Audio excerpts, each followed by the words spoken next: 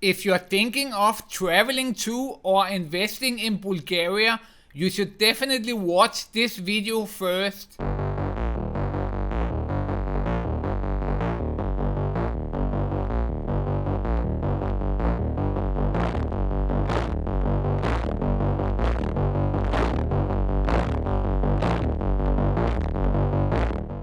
So this video is sparked by the recent surge on attacks on foreigners in Bulgaria. So attacks on foreigners in Bulgaria, it's not a new thing. Actually, it's very common, but it doesn't reach the media. It happens all the time. It happens, I would say, every day. It probably happens, and probably multiple times per day. Foreigners are getting attacked in Bulgaria. But recently we have had a big surge in these attacks, and crowds of people walking around in the streets and attacking random foreigners. So this is what surged this video. So I'm gonna tell you about the two recent cases that reached the media. Keep in mind that for every such case that reaches the media, there's probably a 50 or 100 of these things happening that doesn't reach the media, that doesn't get reported. Many of them doesn't even get reported to the police, because often the police, they will either side with the attackers or not be willing to do anything. So the first case was, a couple of weeks ago. Some foreign students, foreign medical students were walking around in villages in Bulgaria. They wanted to see how the Bulgarian villages look, and all the interesting things that goes on around the villages. But foreigners, they decided, that because they were probably a little bit dark-skinned, these foreigners, they decided that these are probably migrants, so they mobbed them. Basically, they called everybody in the village, and everybody came down, and they civil arrested these foreigners, and usually these civil arrests, they don't go about them in a peaceful manner, so these guys, they were basically civil arrested until the police came in, and they, of course, the police take them away also, and then they find out that these are foreigners from some country. I don't know where these guys are from, and then they released them. And the other case was in the very center of Sofia, in the main pedestrian boulevard in Sofia. Mobs of Bulgarians are walking around hunting migrants, basically, and they found a group of British citizens, but they are originally from Pakistan, and they are medical students in Sofia, and they decided, these guys are migrants, so they attacked them. They beat them up severely. These guys all ended up in the hospital. I think one of them had a broken head or whatever. And do you know what the police did? Instead of this thing being reported as a hate crime, the police said, the guys, they robbed them of their phones. So this is absolutely not a hate crime. There is no way that this thing could be a hate crime, because they robbed them of their phones. So this was a normal robbery. It has nothing to do with hate crime. And that is the case in Bulgaria. If you look at the amount of hate crimes getting reported, you might report them as a hate crime. I was attacked also in Sofia as a foreigner, and I wanted to report it as a hate crime, but the police denied taking it as a hate crime. And it's the same case here. These guys, they were obviously a victim of a hate crime, but the police, they found whatever excuse they could find to not report this as a hate crime. So Bulgaria, on papers, it's probably the country where there is the least hate crimes in the whole world, because the police will not allow you to report any hate crime. They will basically come up with any excuse they can for the attack for the hate crime you were a victim of. to not be categorized as a hate crime, basically. But this video, it's not about my opinion, it's not about the media, so I wanted to take you through the UK government's travel advisory for Bulgaria to really put things in perspective, you know. So the first thing the UK government warns about in Bulgaria is actually terrorism. Yes. According to the UK government, terrorist attacks in Bulgaria cannot be ruled out. Attacks could be indiscriminate, including places visited by foreigners. And, you know, it's basically a red warning that this could happen any moment, anywhere in Bulgaria. So that is the first thing you have to be aware of, you know, that any moment such thing could happen in Bulgaria at any place, especially places visited by tourists. The second thing the UK government warns about is crime. Of course, crime is a thing all over the world, but in Bulgaria, it's especially a sinister thing that can happen to you. You can even be punished by the police for being a victim of crime. I'm gonna talk about that in a few points here, but petty crime, street crime, it's all over the place. Do not count on the police to be especially helpful. Most of them, they don't speak English. They don't really want to deal with you. You know, having to deal with some snobby foreigner when you're basically getting a salary that cannot feed you. You know, a police salary in Bulgaria, it's not enough to even feed you, you know, by yourself. Even if you don't have a family, the salary is not big enough to feed you. And they're dealing with some snobby foreigner that gets their $1,000 iPhone stolen. That's not something that they are very willing to do, very wholeheartedly. So it's gonna be a lot of pulling ropes and whatever. And you know, the chances of getting your phone back are very close to nil. So the third thing that the UK government warns about are scams. You know, the UK government warns mainly about scams in so-called gentlemen's clubs, and you know that they can take your money and take whatever they can. They can even threat you with violence or inflict violence upon you if you don't pay whatever they demand. And again, you know, here you're not going to be counting on the police to help you out. It's, you know, there's 0 cases of these being reported in the media. So there's probably 0 of these cases that the police take in and do something about.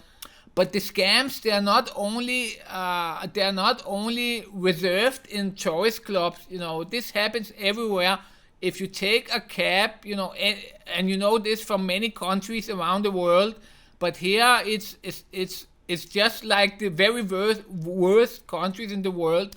If you take a cab as a foreigner, you are gonna get scammed.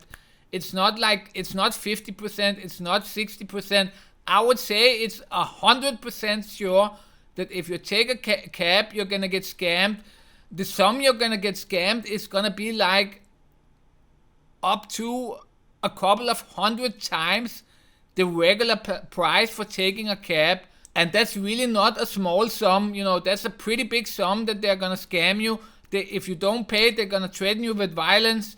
They're gonna call in other taxi cabs, and you're not gonna be able to do anything but pay up whatever they demand. And you know, they're basically gonna demand whatever you have. So there are a lot of tourists, you know, they arrive in Bulgaria, and on the very first day that they arrive, they get robbed of all their belongings, everything they have. And the only thing they can do is sit back on their hotel for the next week or 2 weeks or however long there's left until they have to return. And then they take the flight back. So they don't even leave the hotel again. They just stay in the hotel and they're too scared to leave, basically. So the fourth thing that the UK government warns about is buying property in Bulgaria. Yes, property can be very dangerous to buy in Bulgaria. buyers have been defrauded while buying property. Be cautious, get comprehensive legal advice before you buy. Only deal with established, reputable real estate agents and with other contacts that you know are reliable and genuine. And I would say, I would take it even further and say you cannot even trust established real estate agents, because if they can defraud you of 100k pounds or dollars or whatever, it takes more than being an established real estate agent to not fall into the trap and defraud a foreigner. Usually the foreigner will have no recourse. They will not be able to call the police. The court system is so crinkled here that they will not even be able to use the court system to get their money back. So buying property in Bulgaria is very, very risky. There's a very, very big risk of you losing all your money and having no recourse, basically leaving Bulgaria. You came to Bulgaria with a dream of buying property, and you are gonna leave Bulgaria piss poor without anything, not a single dollar, and your whole life is gonna be ruined. So be very careful if you intend to buy property in Bulgaria. So the fifth thing the UK government warns about is hotels and accommodation. Yes, you are not even safe in your hotel. Robberies at hotels, break-ins, whatever, they are very common. The police, if the hotel staff is involved, which, I would say they often are, then there's basically nothing that's gonna happen. The police are not gonna start questioning the hotel employees if they are involved and whatever. So be careful what you keep in your hotel. You can get robbed. You can get robbed by the staff. You can get robbed by other entities. And keeping valuables here in Bulgaria is a very risky affair. The sixth thing that the government warns about is vehicle crime, the so-called distraction theft. It's basically when you're driving somewhere and suddenly your tire gets punctured and you're forced to stop, and a couple of helpful Bulgarians come up and decide to help you change your tire and whatever. And in the course of them changing your tire, you jump in your car again, and then you notice suddenly your wallet is gone. They robbed your wallet without you even noticing it. So be very careful of these kinds of things. Very common here, especially along the borders. So if you're driving in and out of Bulgaria, there are many of these gangs that are doing this. And also there are gangs that are doing a different variation of this, where they are gonna be stopped at the highway pretending that their car is out of service or whatever, and ask you to help them. And when you pull over to help them, then they're gonna steal from you, rob you. They can even rob you at gunpoint. So be very careful around the highways if you're driving a vehicle. The seventh thing that the UK government is warning about are protests. And yes, protests here are constant. There are protests almost every day. Many of them are right-wing protests. There are tons of extremist right-wing protests here in the country. They can be very dangerous for foreigners, especially if you are darker skinned. It doesn't matter if you're from the UK, from the US or whatever. They don't care. If you're darker skinned, there's a high probability that they might attack you, and yelling anti-immigration slurs at you and things like that. So the eighth thing that the UK government warns about, and that was also what I was talking about in the start when I told you that you can get punished for crime being committed to you, is if you bring your car in from outside of the EU, it's basically you're getting a license for temporary import. And if your car gets stolen while you're here, not in any way your fault, you're gonna get punished for that. So if you bring your car and it gets stolen, you're gonna get punished for that, because they are gonna force you to pay an import fee and taxes as though you imported the car. That will happen if you try to leave the country without your car, and which you will be doing when your car is stolen. You will, then you will call the police. The police, of course, they are not gonna find your car. They have no incentive to find your car.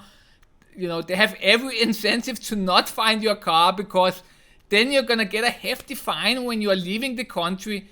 So if your car gets stolen here, you're gonna pay 10% import fee and taxes or whatever. If you bring a Lamborghini in here, you're probably gonna leave without the value of your car, and plus that you're gonna have to pay cash a 10% or whatever. I'm not sure how big it is. A 10%, maybe 100k import fee. You're gonna leave that less. You're gonna lose your car, and you're gonna lose a lot of money for getting your car stolen.